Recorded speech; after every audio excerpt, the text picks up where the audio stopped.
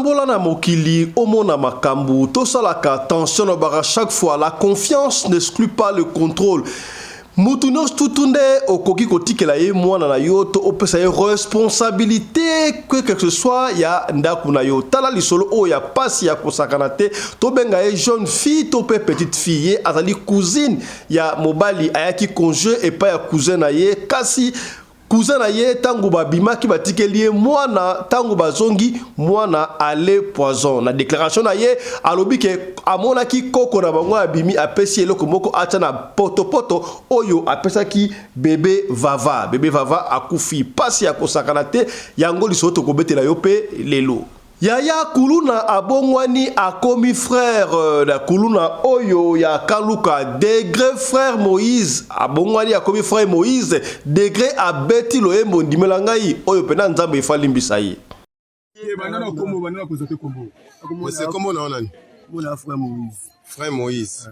Quand elongi oboye Moïse aboya zalaka. Mona Moïse. Frère Moïse mbi. Moïse. On va à l'église. Na yemba na vers partirage. Vers partirage. Oyemba na fwani. Yemba na tenor.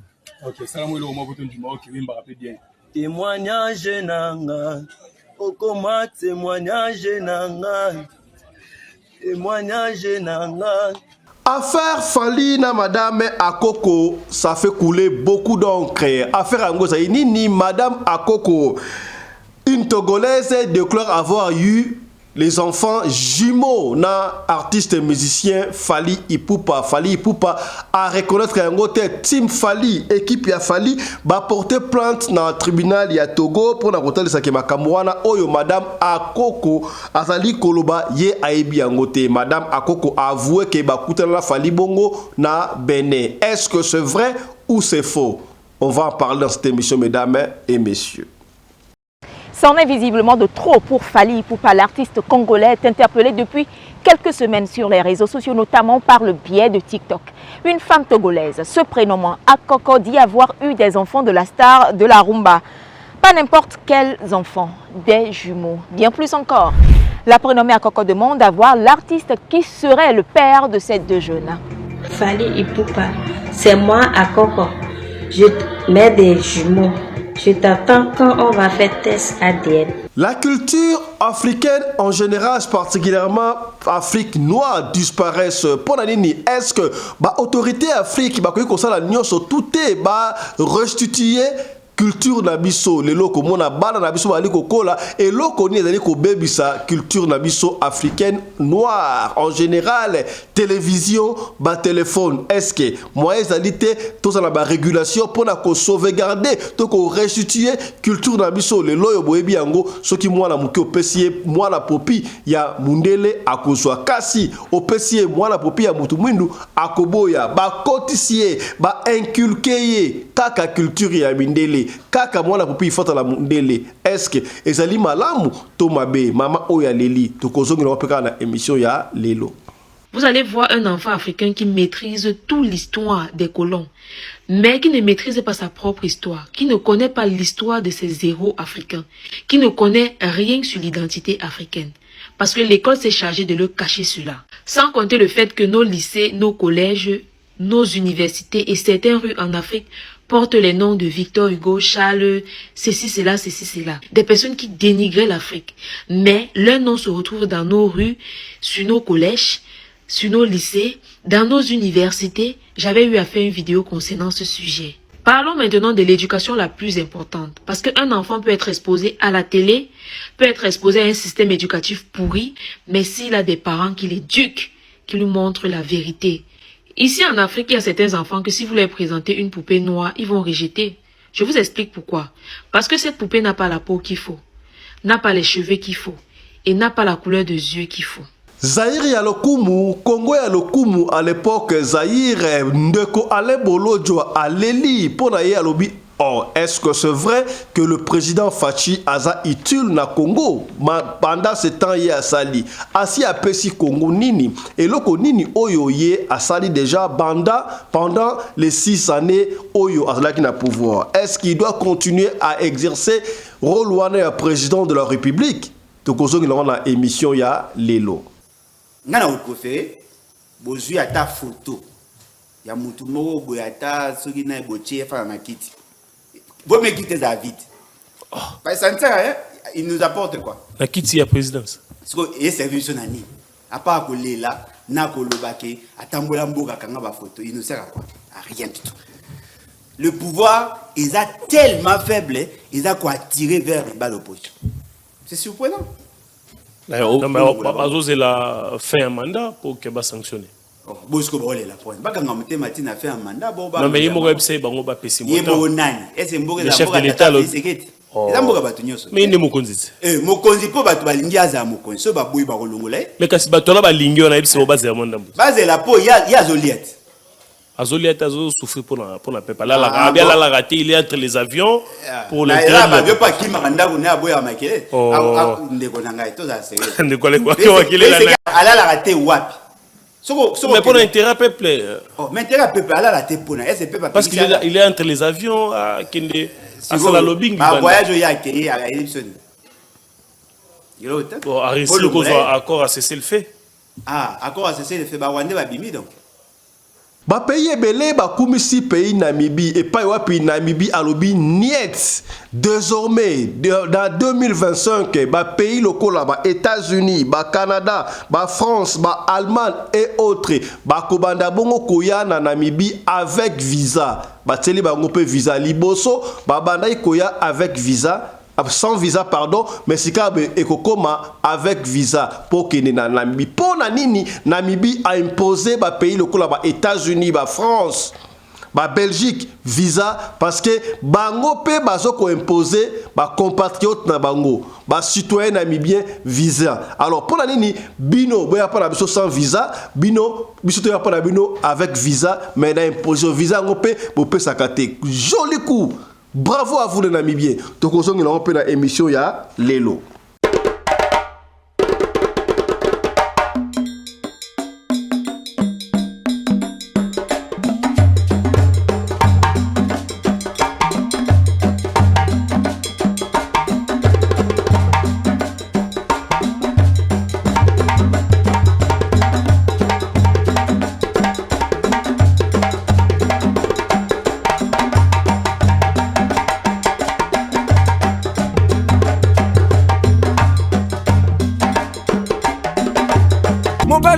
na mwina ngolo aboya hydroquinone soki ezotambola basheri bazokwea mayanga na retrouve douce tendresse affection epa na yo nasalelo nini mpo ndimake na kupendaka sana shitakwacha pelende wenjo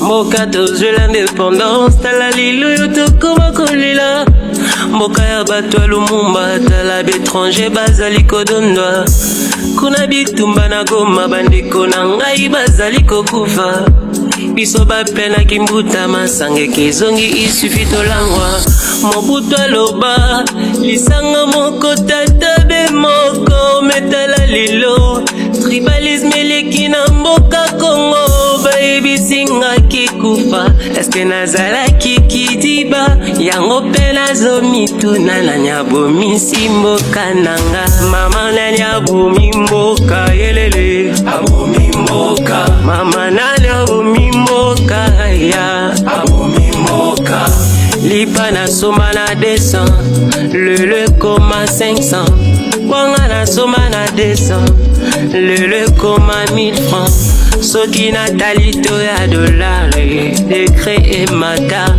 soki natali valeur à franc pasi na mawa nani nani abomi mboka nani yango nani abomi mboka. Bien, merci. Autour Nabiso partout Zali. Merci Nabino. Boza Ebele. Boali kwa Nabiso. Kombo nangai fiston Pelende. Tata ya Sedek. To kutel sulelo pona kosolola.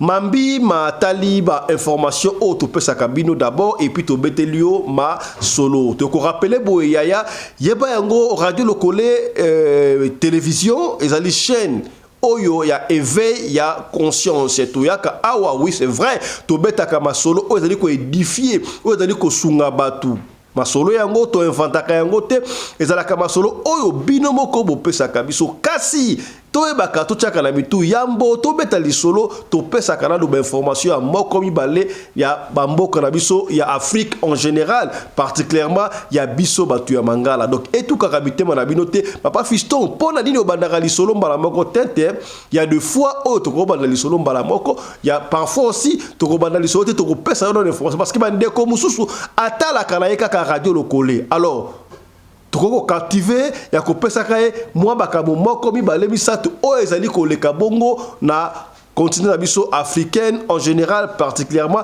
ya batu oyo balobaka bongo mangala voilà. Merci encore la confiance et fidélité. Toko banda bongo yambo to batali solo ya ndenge bateli mwana bébé vava poison et pas ya Milanda. Et puis ndenge kuluna akomi bongo frère Moïse tika to développer oyo bomoni na sommaire.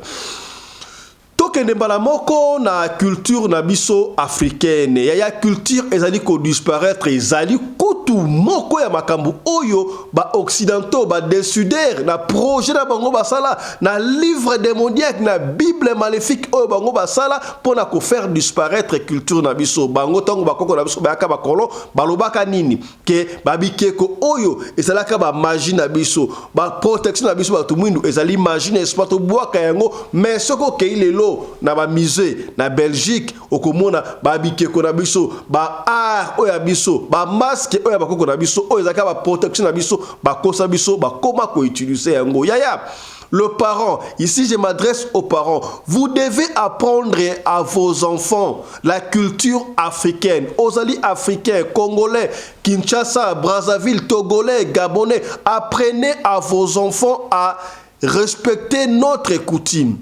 Bon, pesakaba na bino ba combo significatif. Tu as dit qu'on a recours à l'authenticité. L'homme blanc qui se dit notre maître, or qui ne l'est pas, azoko pesa biso ba culture o ya bango. Par exemple, souki na biso, souki naturel, ba mama balingaka yango lisusu te. Koma kaka souki oyo ya mindele provenance tango pe to expliquer ki bino esika oyo boni boni e uta. Yaya, lelo oyo culture ba kotisi biso. Yango erbo na bandi ko pesa raison na bandeko o église moko songolo ba bandi ko linga te ba na bata la télévision to ba to bata la télévision parce que mundela ali ko bebisa biso na télévision makambo ezo ko leka kuna ezo sala par rapport ya kimundele kaka baso la biso ba culture na bango ya mindele pour la culture ya biso ba tubudu mabe par exemple ya okomona mundele la télévision a kolakisa biso lokola c'est comme si France ce n'est qu'un paradis, États-Unis paradis, Suisse, Belgique, Allemagne nzoka bikote ya mabe pe zalaka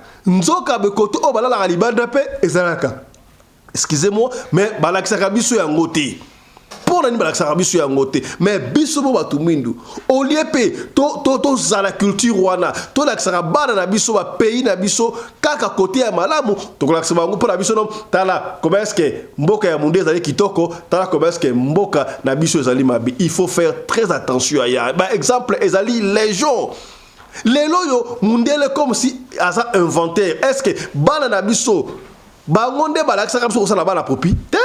Moi je me rappelle encore ba maman bande ko ça là ba ya basi bana ya bakitendi na souki africaine bana mutu mwindu to destin na belé bana batu mwindu mais lelo mundela sala mwana popi azala mundele nane ebisio mwana popi faza la kaka mundele sala expérience ya soko zu mwana popi ya mundele ozuna mutu mwindu ebisi mwana pona akopona ya mundele pona nini parce que ye culture na ye ezali kaka no ke batangisi ye to amoni ke mwana popi faza la mundele soko amoni ya mutu mwindu ezali mabe salaka attention ya to so la pembe o ezali émission ya éveil ya conscience.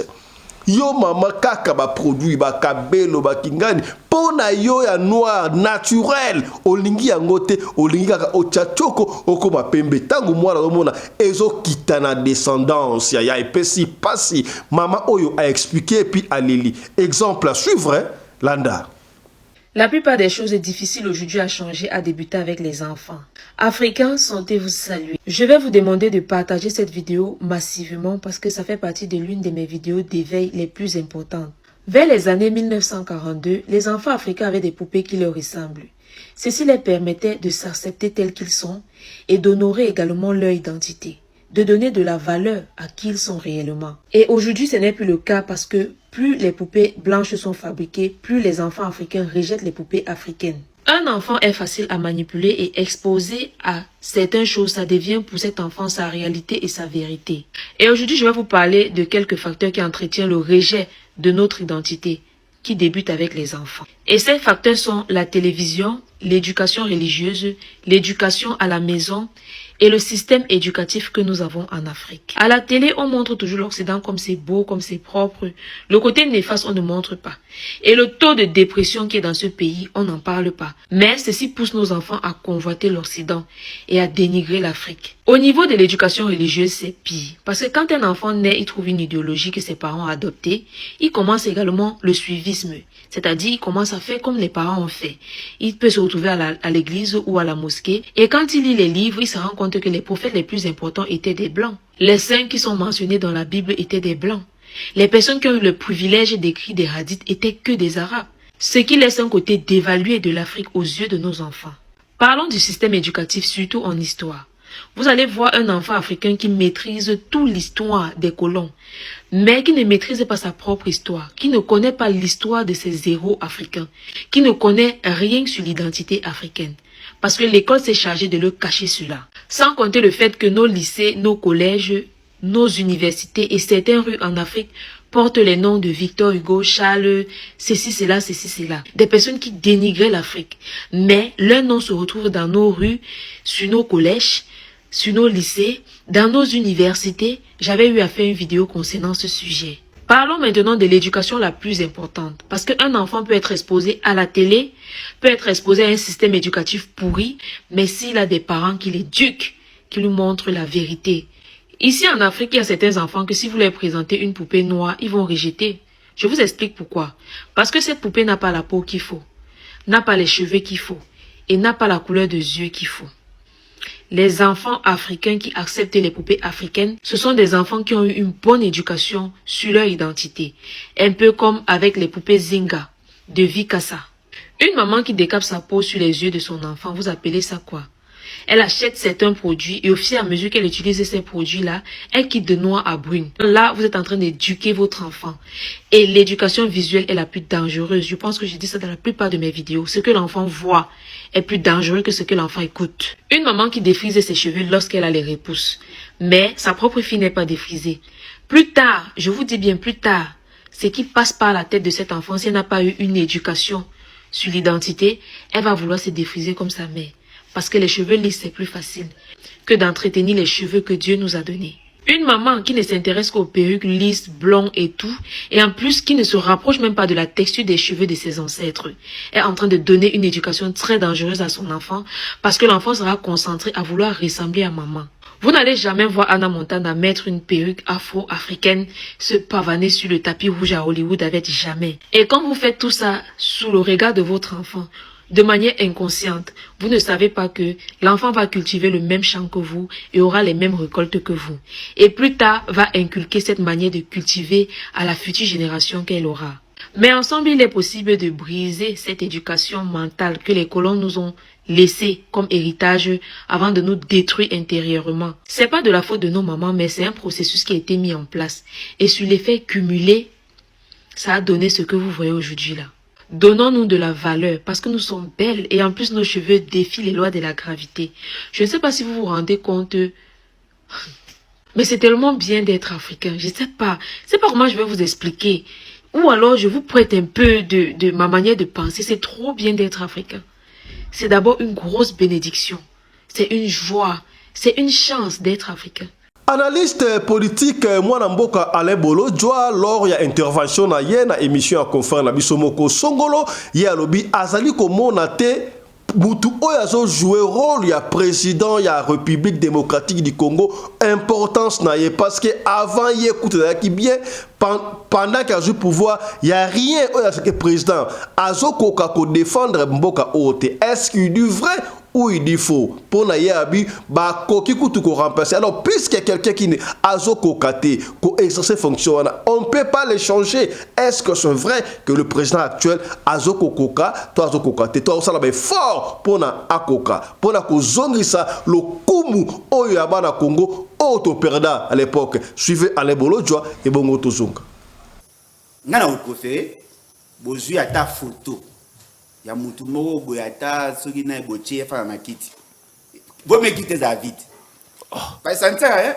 il nous apporte quoi la kiti ya présidence parce que et service nani à part ko lela na ko lobake atambola mboka kanga ba photo il nous sert à quoi à rien du tout. Le pouvoir ils a tellement faible ils a quoi attirer vers l'opposition. C'est surprenant. Mais il a fait un mandat pour qu'il soit sanctionné. Bosco Bolé la point. Baka ngamute Martin a fait un mandat bon ba. Non mais il mo website bango ba pesi mo. Yebo nani? Est-ce mboka le chef de l'État le sekete. Eza mboka batu nyoso. Mais ni mokonzi. Mokonzi po batu balingi aza mokonzi. So ba boyi ba kolongola. Mais kasi batu na balingi on a yebisi bo baze ya monda. Baze la po ya Zoliette. Azoliette a souffert pour la peuple. Là, la raté, il est entre les avions pour le train. Là, il n'y a pas qui m'a rendu à Boya Makele. De quoi la raté wapi. Mais pour l'intérêt peuple. Mais l'intérêt peuple, elle a raté pour parce qu'il est entre les avions à Kende. À la lobbying. Un voyage il y a accueilli à l'élection. Arrêté accord à cesser le fait. Ah, accord à cesser le fait. Rwanda va bimi donc. Accord à cesser le feu, on signe un cesser le feu avec le Rwanda. Biso Basodan, Biso Bazongi, il y a Rwanda et Bazongi. Cesser le feu Nakata Congo. C'est pas sérieux, c'est de la haute trahison. Oh, je vous dis. Haute trahison, comme c'est que Azos a mambo, c'est que pour Baoti Kimia. Il y a un moment à Sali, Azak a entretenu l'opposition Rassop pour nous distraire. Mais l'opposition Liban, c'est l'opposition comme faible. Bon, au pouvoir, Neza Makas. Mais il a l'impression qu'il a la même mise sur l'opposition. Il a la même mise sur l'opposition. Féliciter à gauche, à droite. Est-ce que le pouvoir rôle n'a la même mise sur le pouvoir et sur l'opposition pour résoudre le problème de la population? À quoi ça sert d'avoir un président comme Félix? D'après eux. Il sert à quoi? Il sert à rien? Non, on a tous à sérieux. À ça, plus de 120 conseils des ministres. Ils se rendent compte que l'argent a été détourné. Il y a la francophonie. Mandat ici, vous se rendez compte qu'on a détourné l'argent. Bon, il y a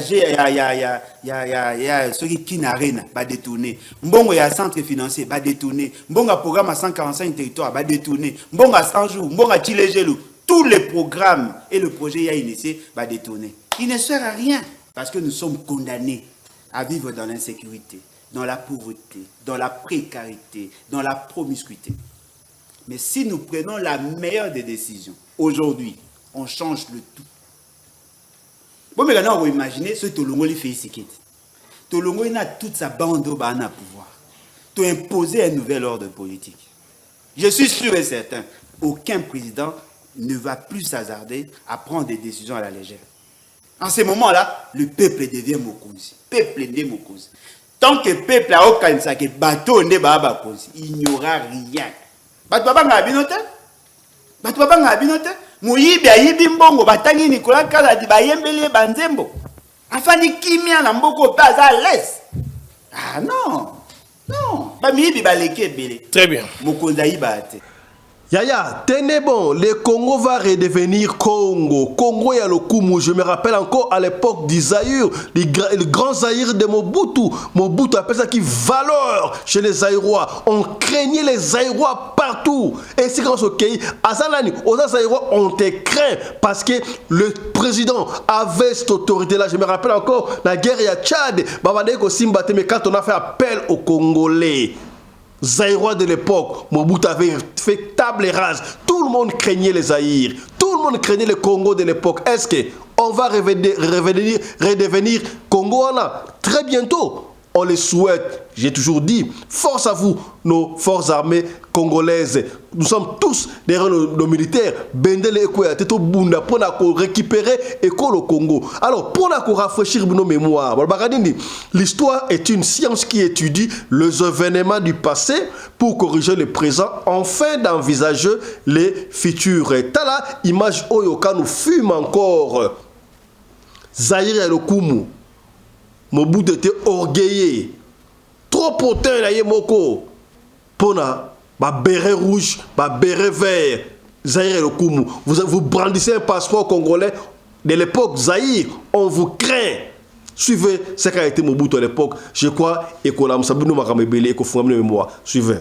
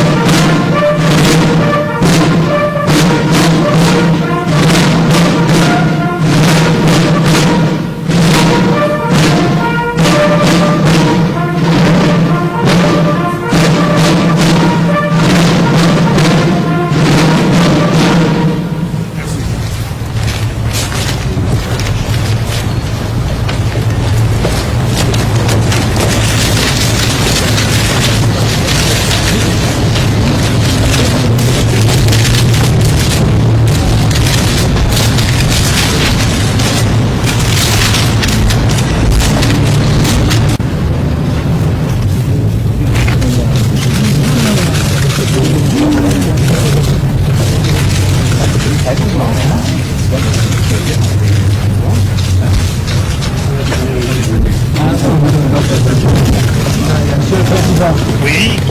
L'objet de votre visite. Je suis de passage par Paris en route pour les États-Unis.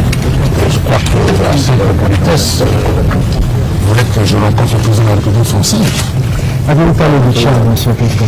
Moi, je crois que accidentellement, parce que vous savez que le Zaïre est sur le point de passer des accords avec le Fonds monétaire international et nous devons sensibiliser tous nos partenaires, y compris la France. Et puis le Tchad, vous savez que le Tchad entretient des relations avec la France, le Tchad entretient des relations avec le Zaïre, mais il n'y a pas une coalition France, Zaïre, Tchad. Vous n'avez pas l'impression que vous avez fait au Tchad que la France n'est pas plus forte? Je crois que chacun pratique la politique de ses moyens. Je n'ai pas à corriger ce que la France a fait et la France n'a pas corrigé ce que j'ai fait. Par la suite, de l'évolution de la situation sur le terrain. Mais je ne peux pas reprendre la place du président du Tchad qui est sur place sur le terrain.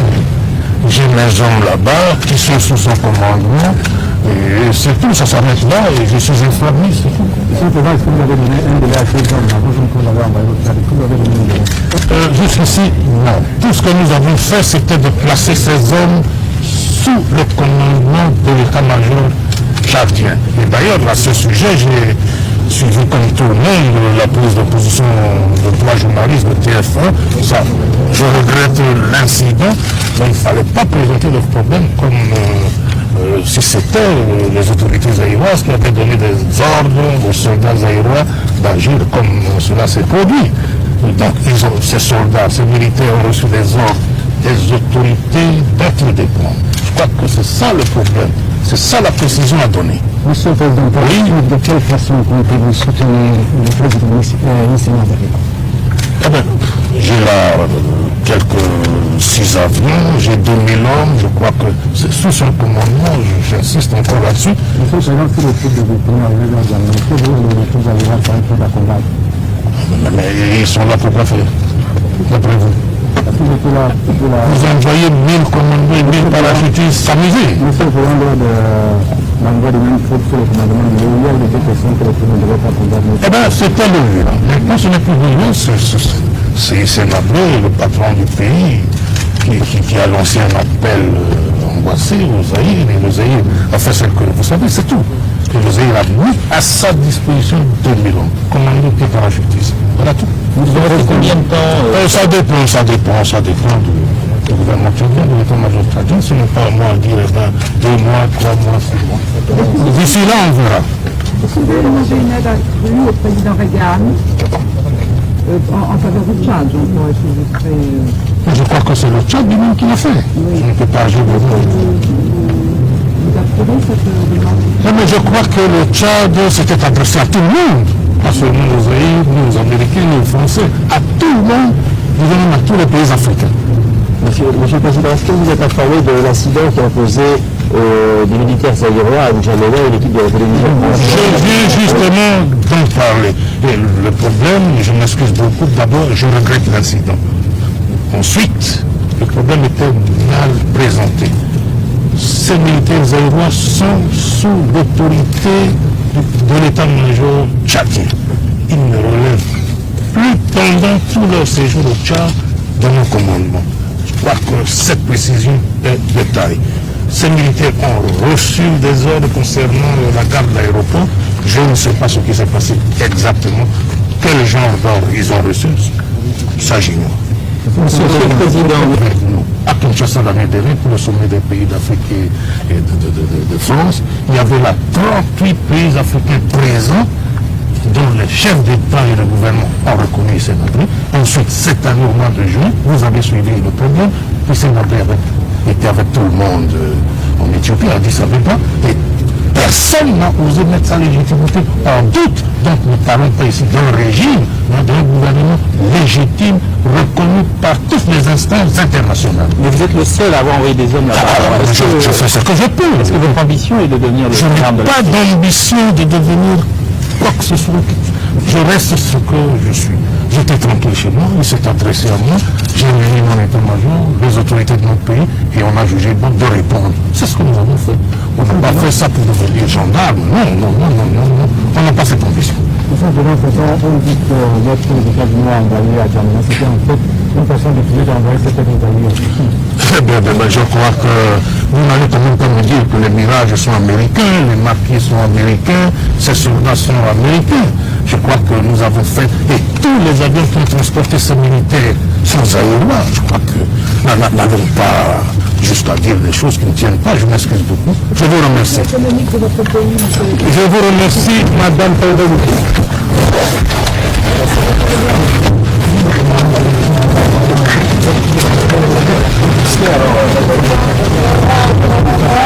Voilà, merci. Au revoir. Bonne président.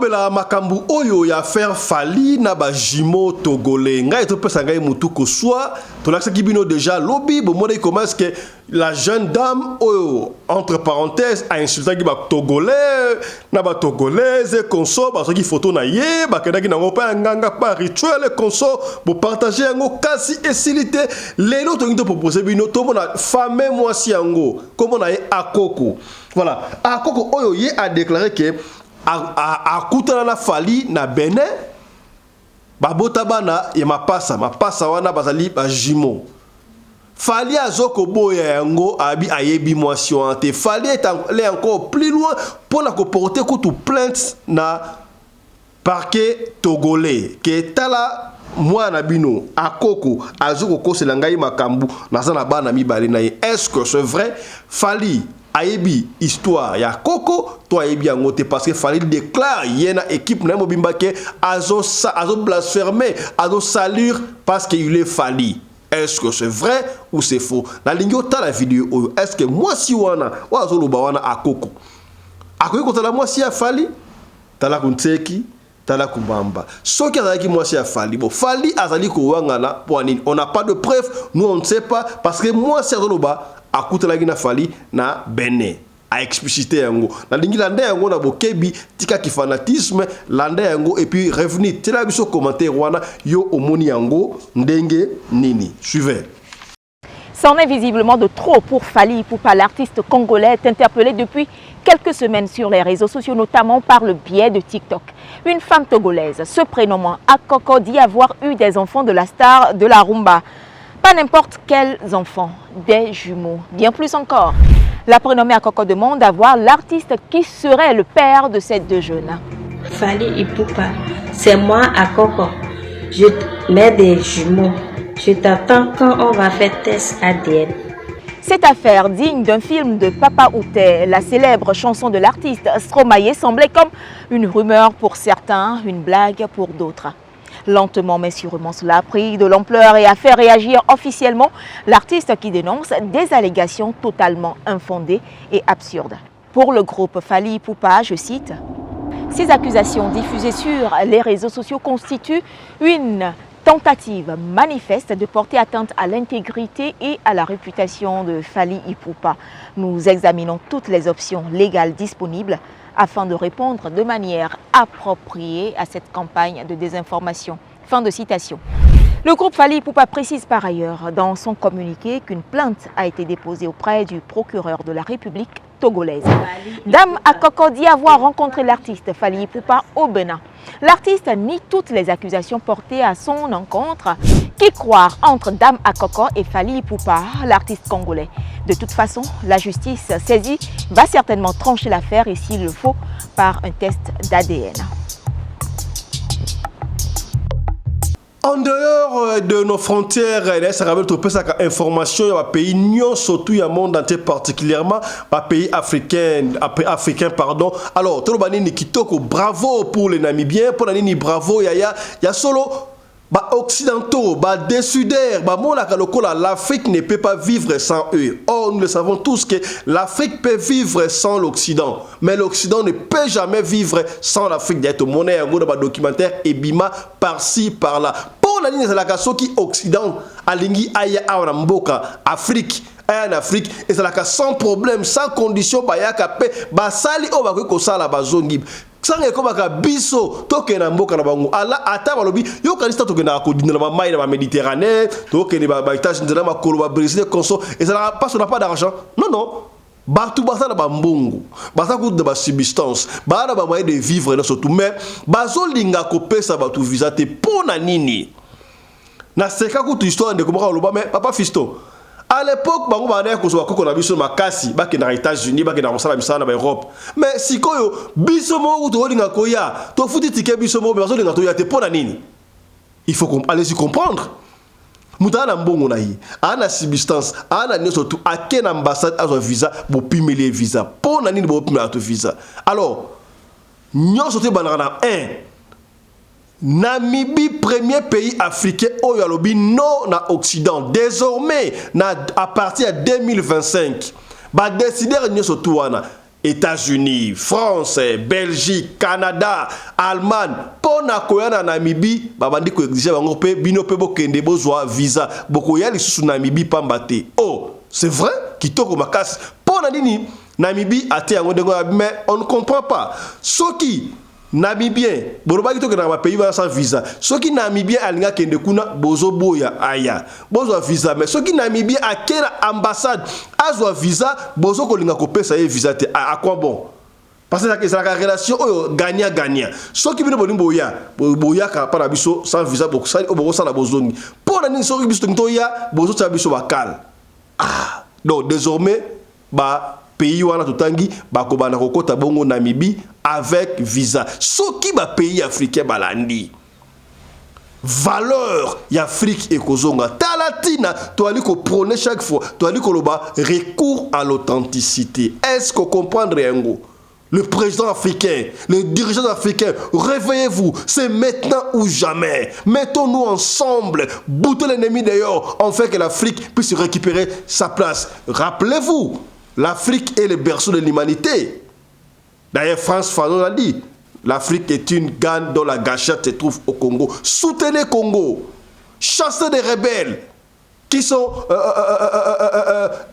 infiltrés, qui sont alimentés par les Occidents. Frères, je vous appelle à rentrer à domicile. Quand je dis domicile, c'est l'Afrique, bien sûr. À respecter les valeurs africaines. Nos frères rwandais, nos dirigeants rwandais, dirigeants ougandais, burundais, vous êtes des Africains. Aujourd'hui, on vous utilise pour attaquer le Congo. Demain, ils vont vous jeter. Oh, ils vont vous jeter dans la poubelle. Vous serez haïs par tous les pays africains. C'est le moment. Réveillons-nous. Mettons-nous ensemble. Laissez le Congo s'épanouir. C'est la gâchette de l'Afrique qui est une arme contre l'Occident. Réveillez-vous pour que nous puissions aller de l'avant. Sinon, vous serez le dernier de toute l'Afrique. L'Afrique va vous haïr.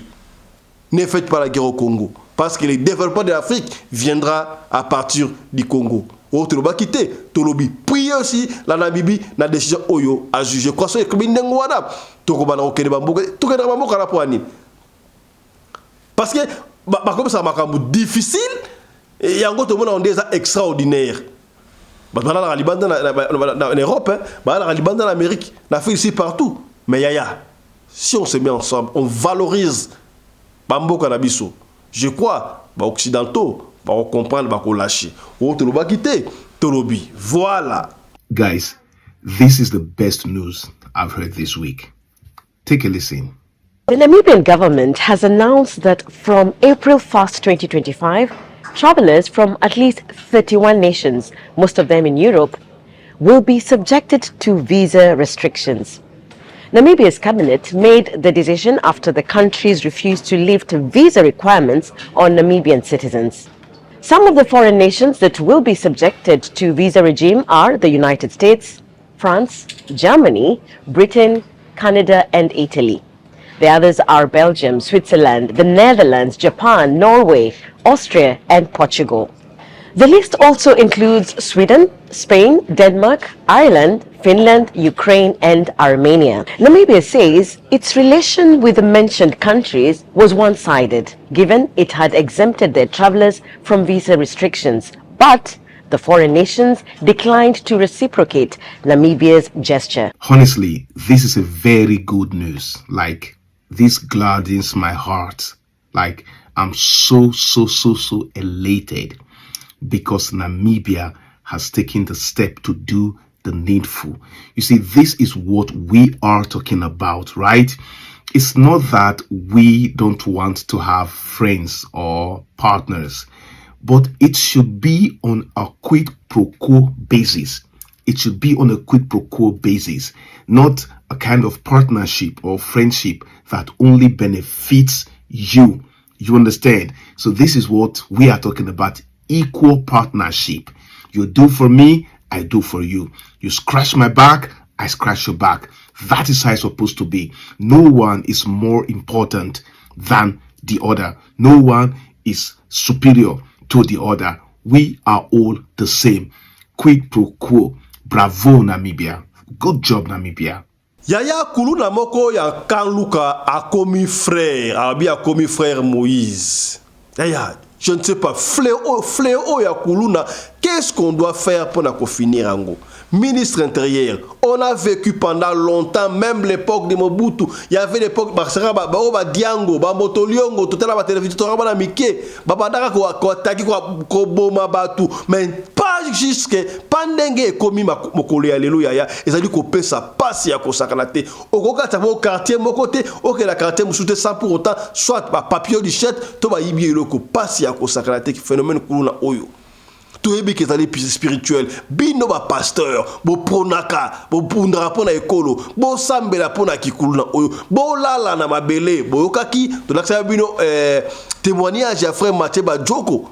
Frère Mathieu Badjoko zali wapi yaka o pia stratégie au funda ndengo lobaka ba concentraka mboka o ba tekaka mboka déjà et pas des mosaïr ba exemple dans légion boluka moyen oni boko bimisa biso na situation au physique pe spirituel mboka Congo ezonga Congo elengi Kine elengi Afrique elengi on en a marre moi na botami l'esprit ya kuluna Mama kuluna mwana papa kuluna mwana oya botami akozala nani kuluna te bana ya kanluka to pesi bino longonia to tika finalement ezalaka à l'époque to kono no bana matete oni britannique basaka brutal pona ya edi bana boy ya kuluna zo kipete na limité na lela limité bana nyostu na gombe kuluna partout ya où allons-nous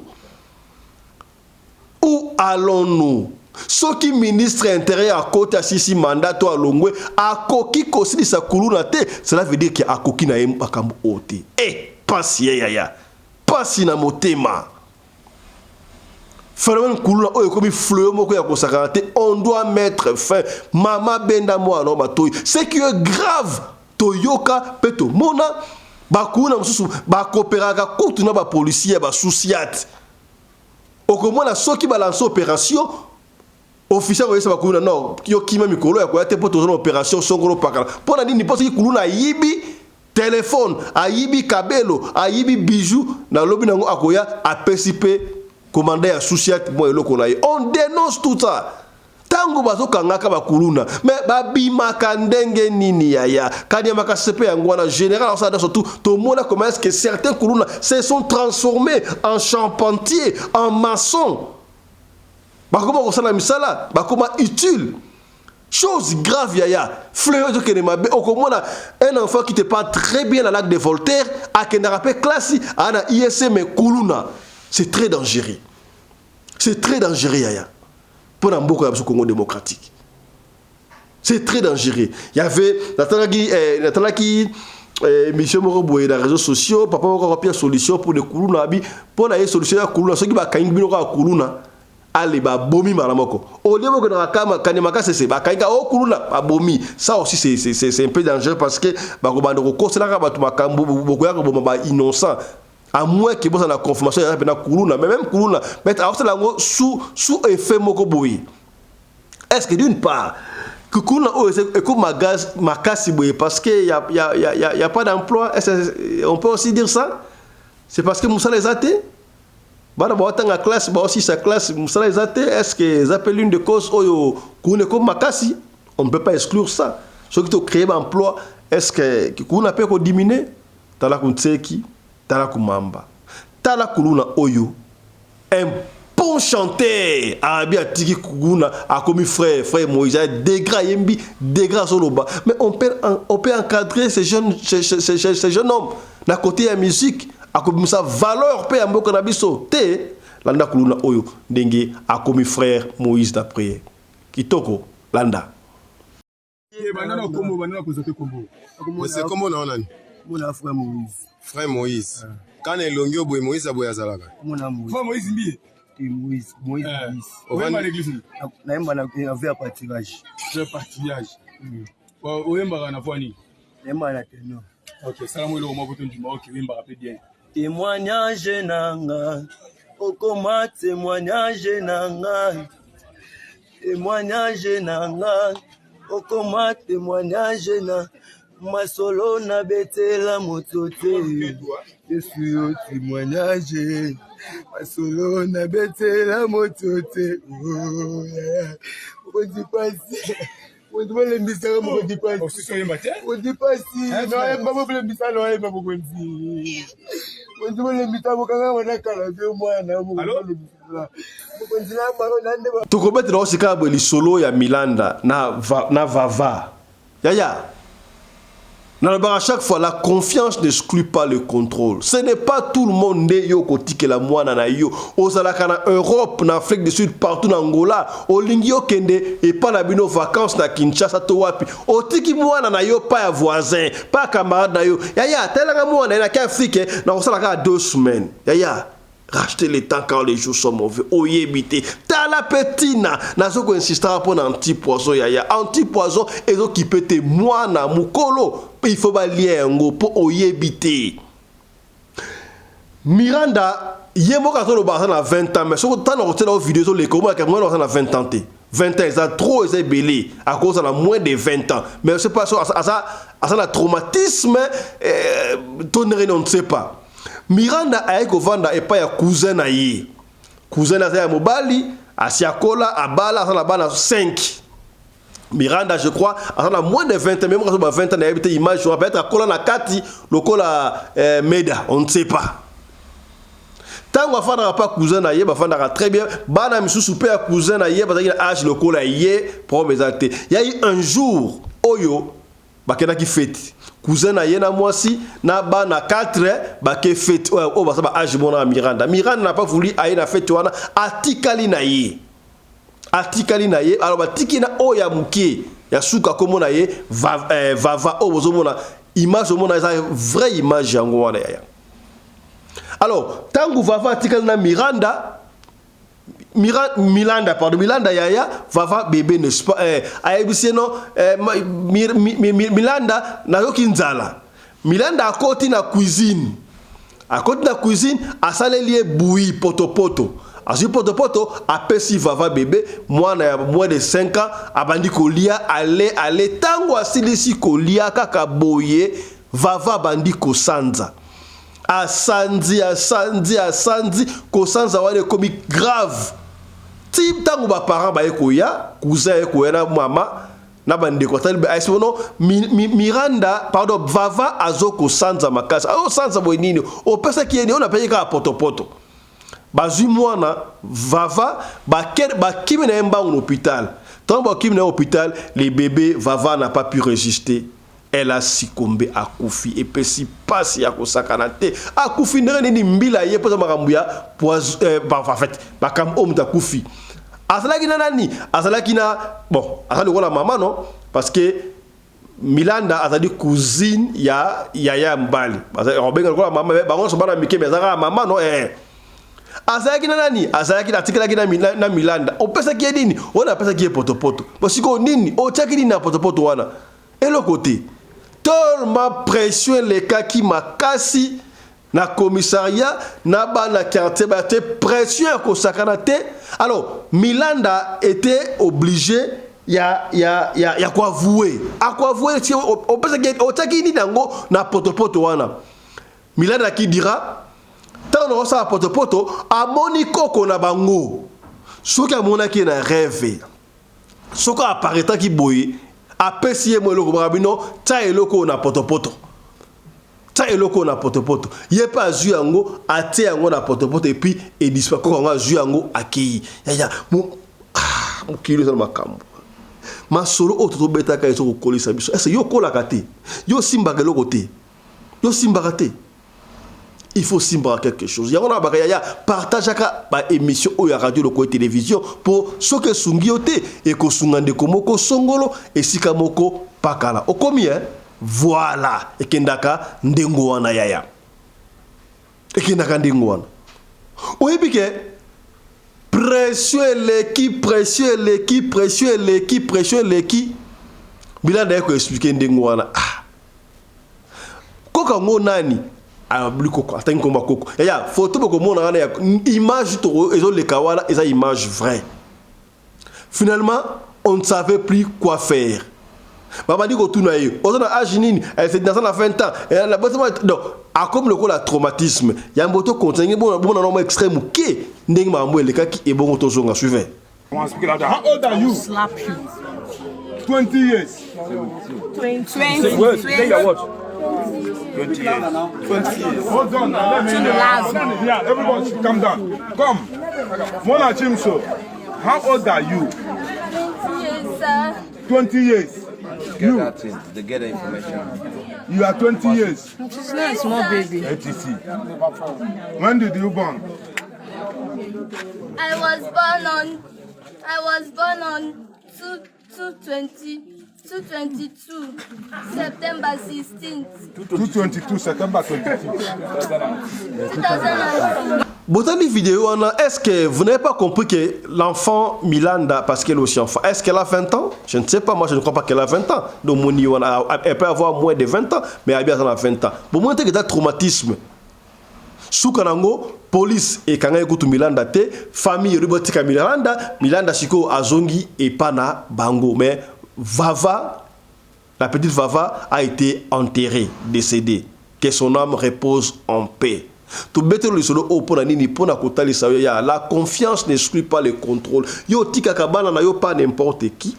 yo ti le ti kaka bana ba ke da congé est-ce que okoba na kakala na ndeba ko ngolo bana bana no yo moko te tout ça la ka angele tala petina tulobaki anti-poison ezali benga biso to ko en contact na bande ko anti-poison oui c'est vrai so koko na bango ya ndoki apparaîtra ki apesi kiswana ya ata ba eli yo pe poison ngo ya kindoki anti-poison ko longolango soki bamiliaki ata anti-poison peut-être danger oyo elinga ekokota te ya to boyi kala yo pe ekoma lokola ya bébé vava mwana kufa anti-poison zo ki pété ata mwana muki otuti yango bi opesi aller na baka chaque fois soki bakoki yo mama te bakoki yo papa te bakoki kolanda bana na yo salaka est fort o protégeaka bana na yo olesi papa, olesi mama, olesi na bana, basa la ka blende parce que on ne sait pas nani nde ya koina yo. Est-ce kokomi lisolo oyo ya Milanda, cousine na bébé vava. Et puis si yo pas cité, pas si yango tema ko sakanate. Ce qui lisolo oyo esungi yo te partager yango peut-être soko partager yango e ko sungande ko moko songolo esika moko pakala yo muto la biso ya saya soko zana lisolo ya ko pesa benga biso pesa lisolo na yo soki obengi biso ozwi biso te komi tungusama te salela biso audio ya lisolo na yo toko krayango toko beta yango si faudra totia audio yo boko beta toko tia batu bayoki soki pesa liki toko beta yango toko beta yango est-ce que komi soko zana besoin totanga kombo te toko tanga kombo te soki po lingi totanga kombo toko tanga kombo biso fonctionnaka ndingo wana est-ce que komi c'est que bien allez tosuki walelo portez-vous bien santé d'affaires à tous chap chap et tchara.